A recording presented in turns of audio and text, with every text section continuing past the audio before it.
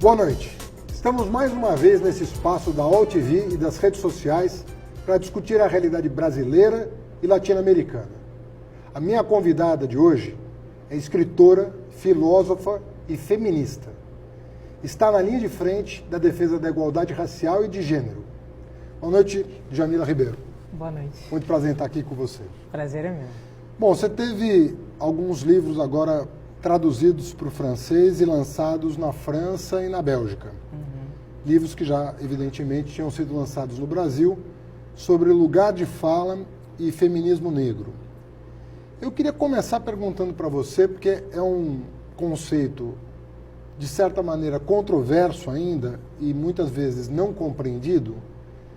O que você entende, em pouquíssimas palavras, por lugar de fala? Porque a partir disso eu quero fazer uma entrevista com você baseado nos conceitos que você explora. Ainda tem muito equívoco em torno do conceito, né? Mas quando a gente fala de lugar de fala, sobretudo é um debate sobre lugar social. Então tem todo um estudo de feministas negras, latinas, que vieram já há muitos anos falando sobre isso, é entender qual é o lugar social dos grupos. Todo mundo está localizado socialmente, então todo mundo tem lugar de fala. Então não existe isso, não é o meu lugar de fala, não tem um lugar de fala. O grande problema é que o homem branco, ele se vê muitas vezes como um sujeito universal. Ele também não se vê marcado, ele também não se vê localizado socialmente. E ele fala a partir de um lugar na nossa sociedade, que é o lugar do privilégio, o lugar da branquitude, o lugar do poder. E nós, mulheres negras, por exemplo, a gente vem de um lugar em que o fato de nós sermos triplamente oprimidas, né, juntando a pressão de raça, classe e gênero, nos coloca num lugar de vulnerabilidade. Então a gente acaba compartilhando experiências, não é um debate individual, porque não tem como a gente pensar uma ferramenta analítica que dê conta de tantos indivíduos. Então a gente está pensando quais são as experiências que nós compartilhamos por estarmos localizadas socialmente em determinado, nesse lugar. Falar em termos de Brasil, é alta taxa de mortalidade materna, alta taxa de feminicídio, alta taxa de mulheres negras ainda como empregadas domésticas. Se a gente pensar nos homens negros, alta taxa de encarceramento, de letalidade policial, enfim. E pelo fato de nós estarmos nesses lugares vulneráveis, a gente não consegue transcender para outros espaços, consequentemente os nossos discursos, as nossas produções acadêmicas também não. O que a gente está falando é que a gente fala de um lugar social, em que é um lugar social em que a gente foi apartado e marginalizado.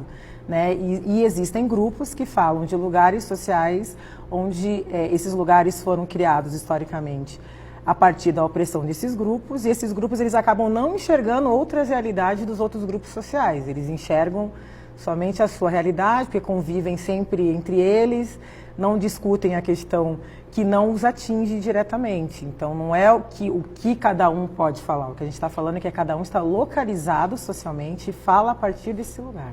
Ou seja, um homem branco pode falar de feminismo, pode falar de racismo. Deve.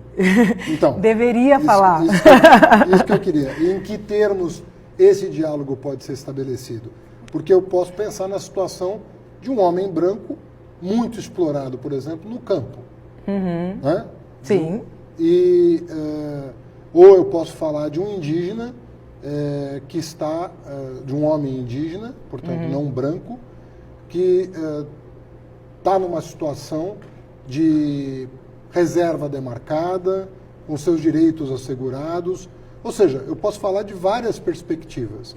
A ideia que passa muitas vezes é que esse tipo de abordagem pode fragmentar um discurso emancipatório mais universal.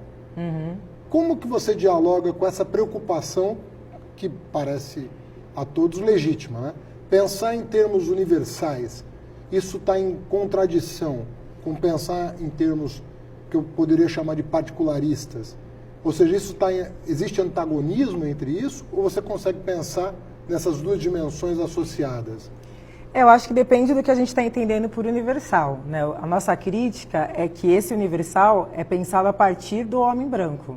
Né? Nós, enquanto sujeitos negros, nós não estamos contemplados nessa dita universalidade. Nós sequer fomos alçados à condição de humano, dadas todas as pesquisas que a gente tem, todos os dados que a gente tem de violência em relação a grupos negros e indígenas.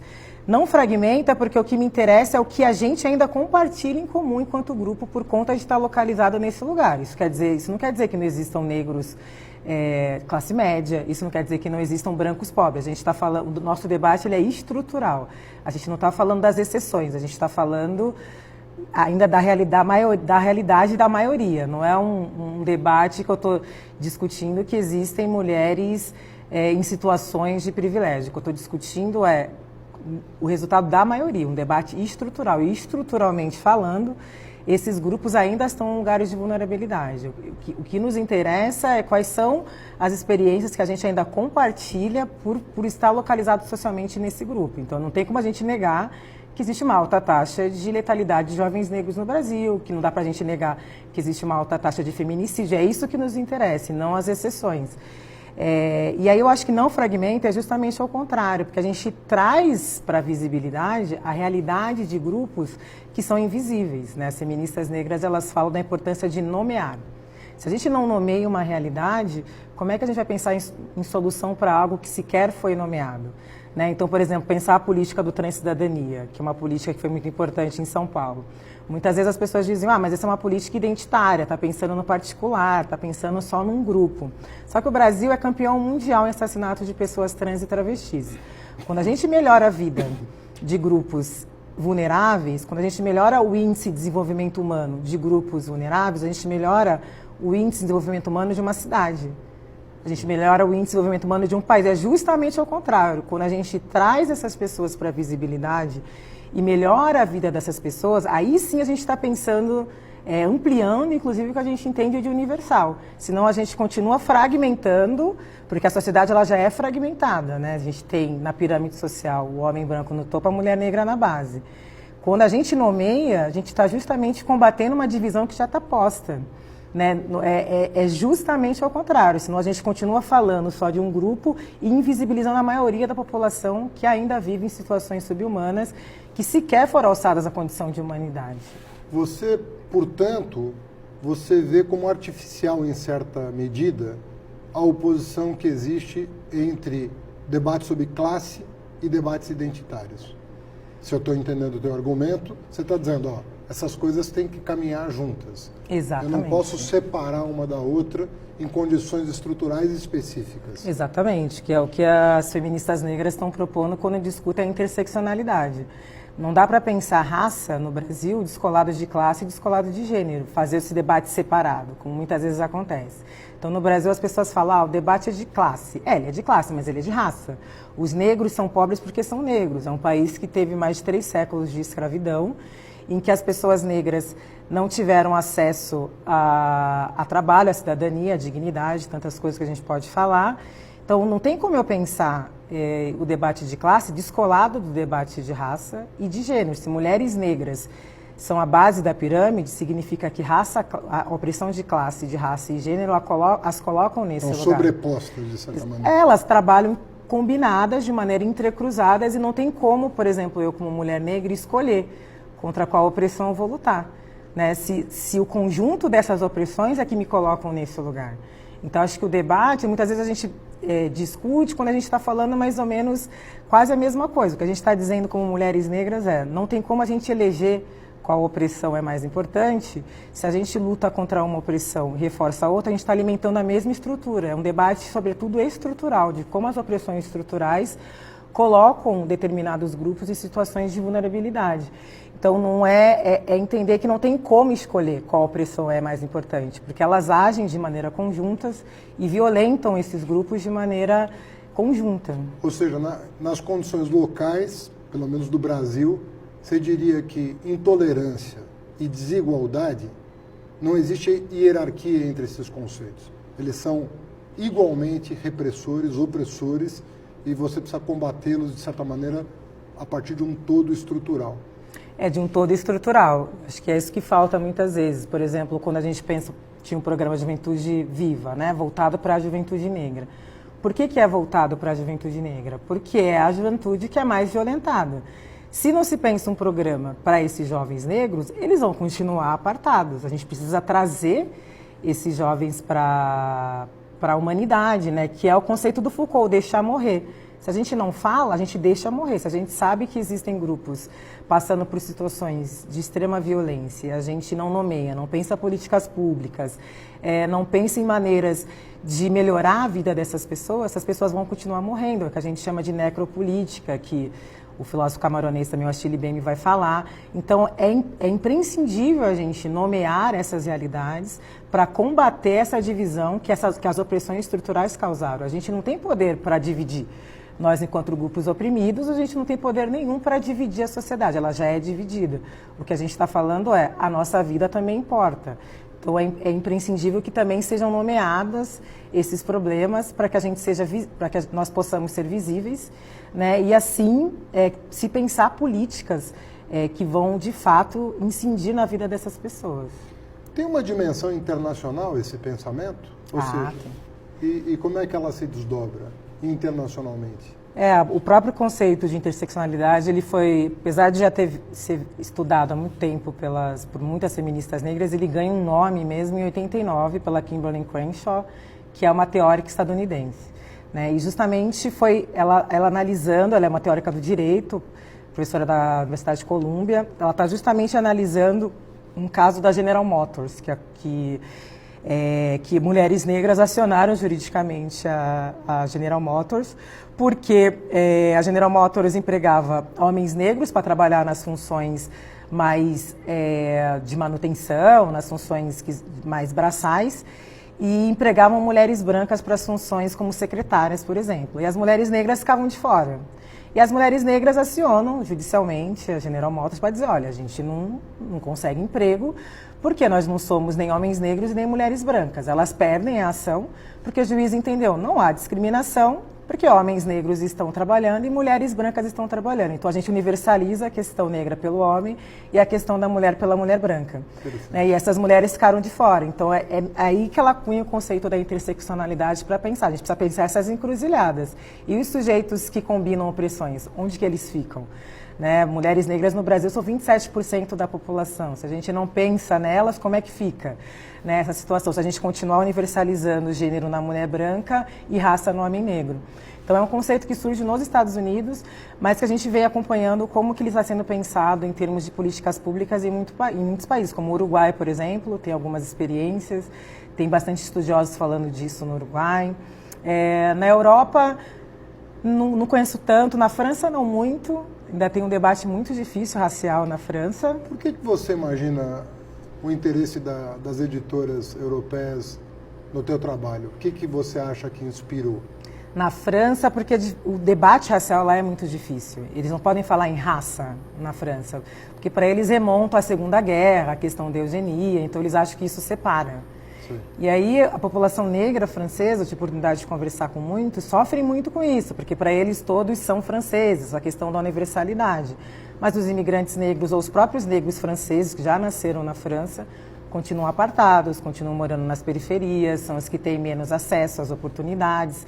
Então o debate racial lá é muito difícil, talvez por isso, porque no Brasil, a gente tem muito a ensinar. O movimento negro, os intelectuais negros brasileiros pensaram conceitos muito importantes que têm muito a ensinar para países como a França, por exemplo, e que esse debate ainda é muito incipiente, ainda as pessoas estão dizendo não podemos falar sobre isso, né? E o não falar a gente sabe que é manter na políticas de morte.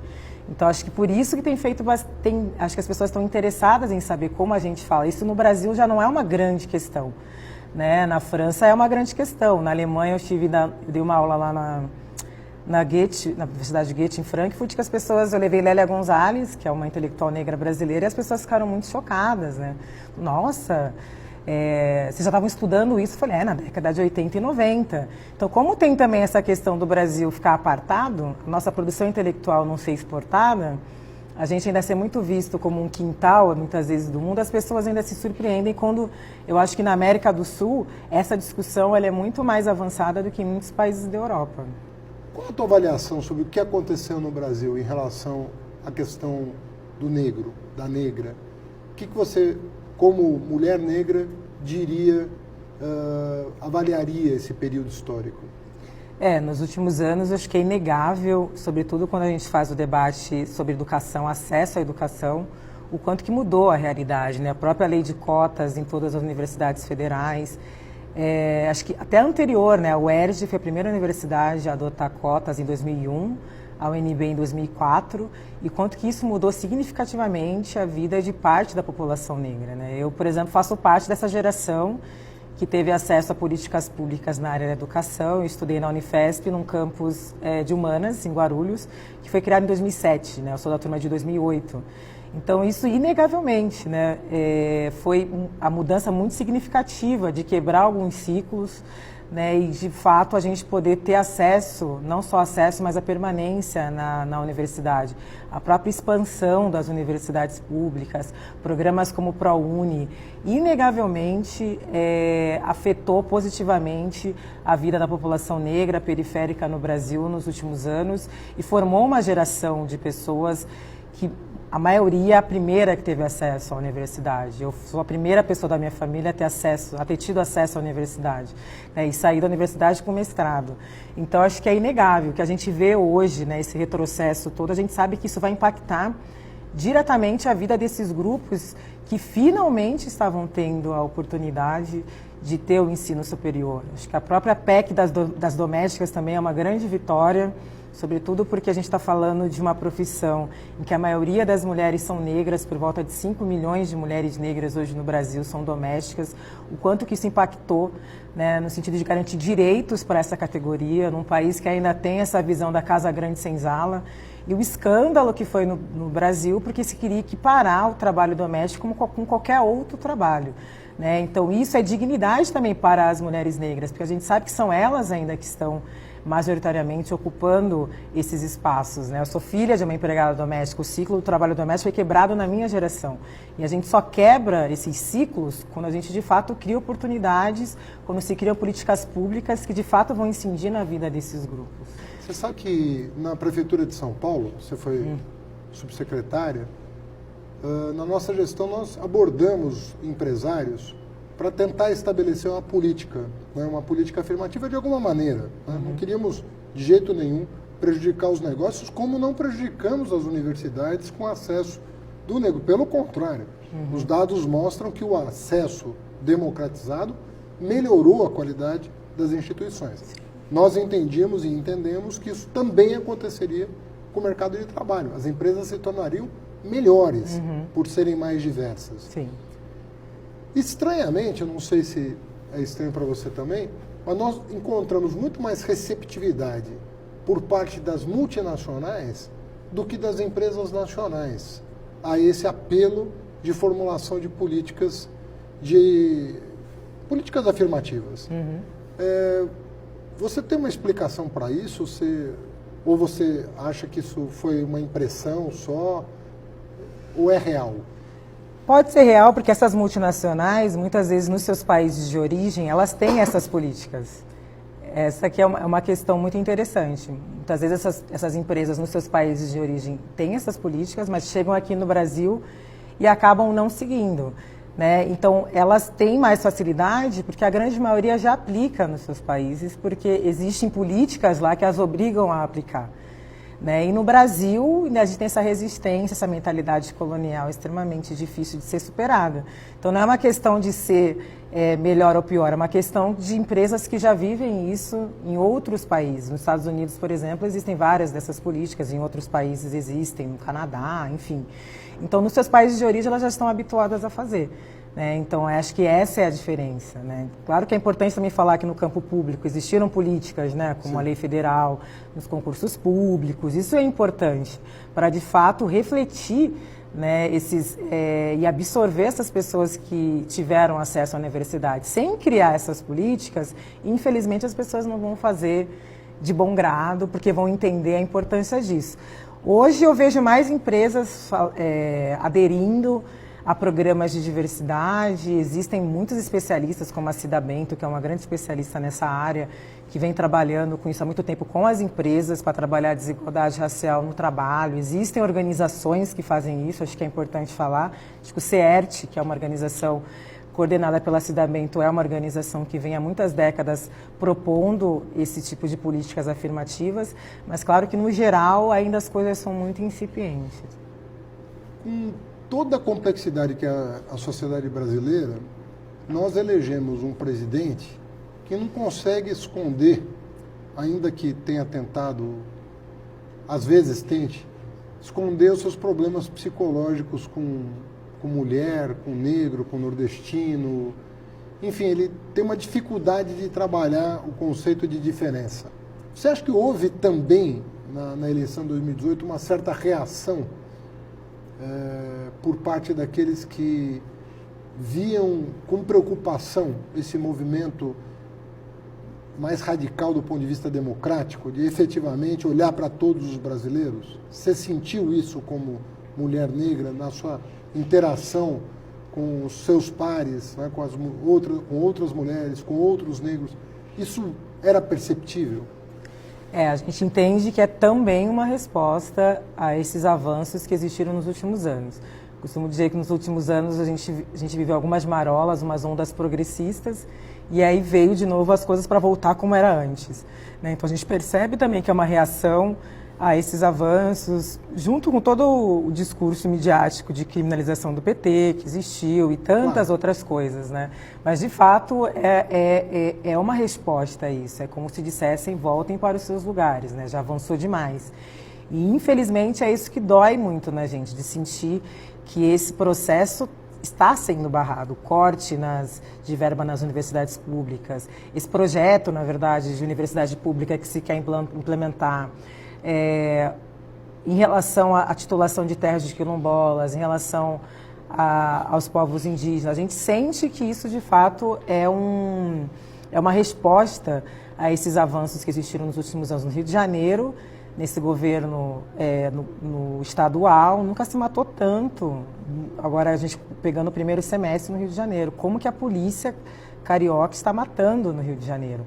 Então, a gente percebe que, sim, apesar de eu reconhecer os avanços dos últimos anos, claro que a gente tem apontamentos e críticas, mas é inegável que existiram alguns avanços e a gente percebe essa reação muito violenta como uma maneira de barrar, né? Isso que, acho que a universidade, pela primeira vez no Brasil, foi de fato mais diversa, né? De fato, existiram políticas que mudaram significativamente a vida de grupos que eram até então invisibilizados.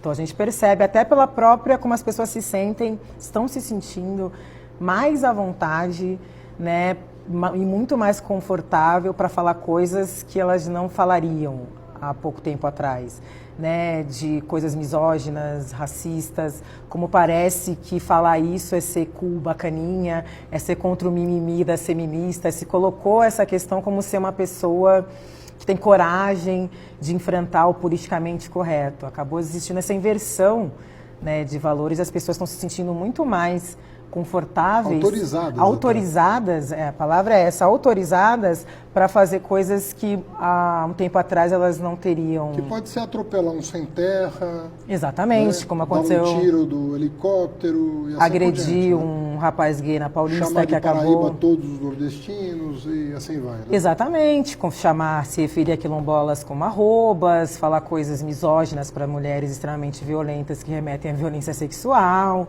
E as pessoas acharem isso tudo bem, né? Eu acho que no Brasil hoje a gente está discutindo absurdos, coisas que a gente nem deveria estar discutindo, né? Discutindo absurdos como não pode falar que eu não vou estuprar você para uma mulher. Coisas absurdas como se referir ao povo nordestino como Paraíba. Então a gente está discutindo coisas que sequer a gente deveria estar em pauta para a gente estar discutindo. Então é uma discussão do absurdo hoje, num nível com esse governo que desespera a gente, assim, da gente ter que falar para as pessoas o óbvio da decência, da humanidade, e você tem isso representado num chefe de Estado e que fala abertamente, e as pessoas achando tudo isso, muitas pessoas, não todo mundo, óbvio, achando tudo isso tranquilo, tudo isso normal, né? Então acho que hoje a gente está discutindo coisas extremamente absurdas. Para nós, como feministas negras, é desesperador ter que falar certas coisas. Essa postura de um chefe de Estado, afinal, né, em falar aquilo que é inadmissível, como o movimento social hoje, você que é chamada para falar no Brasil inteiro e hoje para além do Brasil, como é que tem uma reação sendo esboçada? Nós estamos num período ainda de luto em relação a... Como você está enxergando isso? Pelas minhas andanças pelo Brasil, percebo que as pessoas, elas estão, sobretudo essas pessoas que presenciaram esses avanços dos últimos anos, elas estão muito organizadas para resistir. Então, claro que tem todos esses absurdos acontecendo, mas acho que é importante também dizer o quanto que existem hoje de movimentos, de coletivos, de pessoas que estão organizadas. Acho que é importante também falar isso, né? De pessoas que estão, de meninas muito jovens, criando seus coletivos, debatendo o feminismo. Na minha época, isso era uma coisa impensável, né? Também ele ganhou, né, esse chefe de Estado, mas também existiram movimentos que ganharam e que estão aí resistindo. Então eu percebo que as pessoas estão, claro, né, a gente lamentando tudo isso que está acontecendo no Brasil hoje, inegavelmente, não tem como não lamentar, mas ao mesmo tempo eu percebo as pessoas organizadas, as pessoas mais conscientes, as pessoas entendendo a importância de debater as questões raciais, de gênero. A gente vai para cidades muito pequenas, a gente sai desse eixo sudeste, então a gente estive em Campo Grande, na verdade em Bonito, no Mato Grosso do Sul, uma cidade com 19 mil habitantes. Existiam lá coletivos de mulheres debatendo isso, indo nas escolas, mulheres indo em hospitais falar de violência obstétrica com outras mulheres.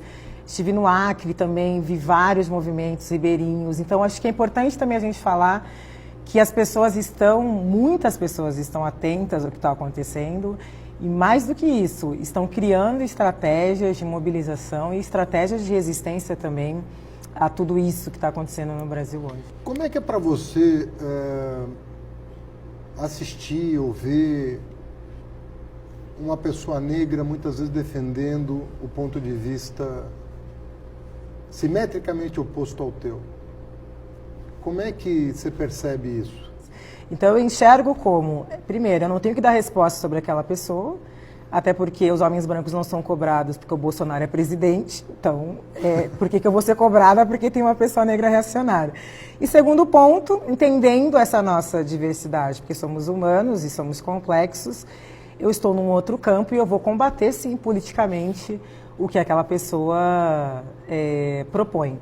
Né? Então, acho que é importante entender isso, que assim como existem pessoas brancas reacionárias, existem negros, existem mulheres... Mas você sente mais vontade assim, de pegar o telefone, mandar um e-mail, mandar um inbox para pessoas? Isso, de alguma maneira, te... Não, se a pessoa é muito reacionária, nem um pouco. Precisamos combater politicamente o que essa pessoa está dizendo, nem um pouco. Eu só penso que muitas vezes as pessoas querem que eu dê resposta disso. Isso acontece. Então, teve um caso recente de uma ministra, na época do governo Temer, que era reacionária, e uma pessoa me escreveu aí, Djamila, o que você acha sobre isso? Eu falei, bom, eu não acho nada, assim como eu não te liguei quando o Gedel foi encontrado com uma mala cheia de dinheiro, ou quando o Cunha foi pego com corrupção, por que eu tenho que dar resposta sobre essa pessoa? Né? Um indivíduo não tem que responder pelo grupo. Né? Assim como os homens brancos são cobrados individualmente, não é o grupo que é responsabilizado.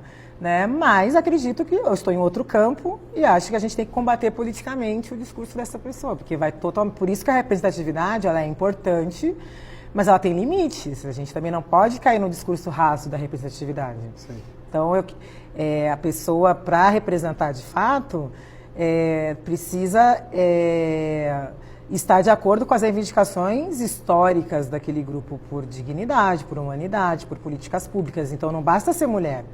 Né? Então, é uma crítica que as feministas negras fazem historicamente. Ah, mas é uma mulher. Tá, mas pode ser a Margaret Thatcher. Então, se é uma mulher, mas que está representando o discurso do poder, não nos interessa. Claro que a gente quer mais mulheres na política, mais pessoas negras na política, mas a gente também quer que essas pessoas estejam comprometidas pelas pautas, pela emancipação. E quais são as novas etapas aí do movimento social, do movimento negro em especial? O que você imagina como próxima etapa? Nós como movimento, nós somos muito diversos também, né? Existem várias correntes, existem várias perspectivas, não necessariamente a gente concorda entre si, muito pelo contrário. Mesma coisa no movimento feminista. Mas eu penso que hoje a gente, como feminista negra, a importância para a gente é de continuar pautando que nossas vidas importam, que as pessoas entendam que quando a gente está fazendo esse debate, a gente não está fazendo um debate particular. Né? Enquanto a maioria da população não estiver incluída, aí sim o debate é particular e sectário. Acho que quando a gente está reivindicando o nosso direito à voz, quando a gente está reivindicando o nosso direito a ser visível, a gente está reivindicando o direito à nossa existência. Né? E o Brasil, sendo esse país que é, de maioria negra, com todo esse histórico, não pensar a questão racial como fundamental é deixar apartada a maioria da população. Então, acho que a nossa luta é continuar pautando essas questões, formulando isso, criando ações, né? Faço parte de um trabalho editorial, enfim, para publicar pessoas negras, mas que as pessoas entendam que não a gente precisa enfrentar o colonialismo, esse pensamento colonial no Brasil, que ainda coloca nós, pessoas negras, como muitas vezes os inimigos do debate progressista, quando na verdade o que a gente está dizendo olha, a gente está de fora. Né? Os jovens negros estão morrendo, as mulheres negras estão morrendo. A gente precisa ser alçado à condição de humanidade, a gente precisa de um novo marco civilizatório. É disso que a gente está dizendo. Obrigado, Jamila. Eu agradeço. Prazer falar com você. Prazer foi meu.